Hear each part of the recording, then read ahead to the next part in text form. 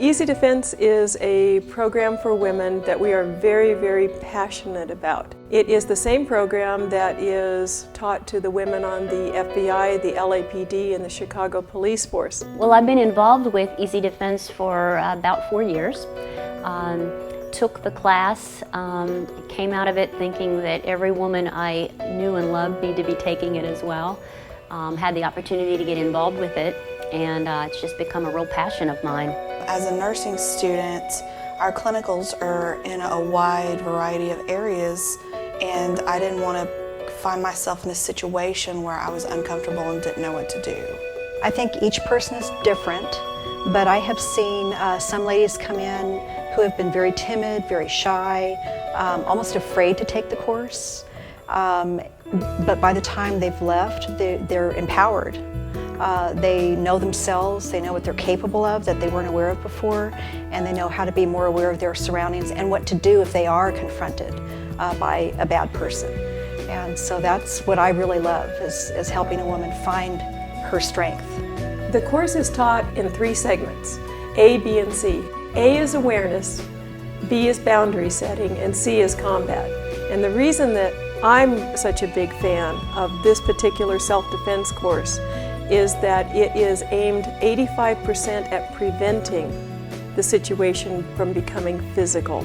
We don't want it to come to a fight. We don't teach these complicated takedowns that you see on TV. You know, the biggest defense is going to be being aware of your environment. In the awareness and the boundary setting, we learn how do we portray the idea that we are not a victim. Well, they talk a lot about posturing, how to conduct yourself, about looking someone in the eye and meeting them head on, not showing fear, and they really give you the confidence to be able to do that. You know, I think after taking the class one time, it is intense enough that it will change you. It will change the way you walk through the parking lot at night. It will change the way you deal with strangers on the street. That awareness is always there. You're ready to act rather than react, and that's where you get into trouble if you're just reacting. The reason that it works so well is because we tie this, your response, to an adrenaline response. When you have an adrenaline response in a situation, it becomes embedded as an instinct.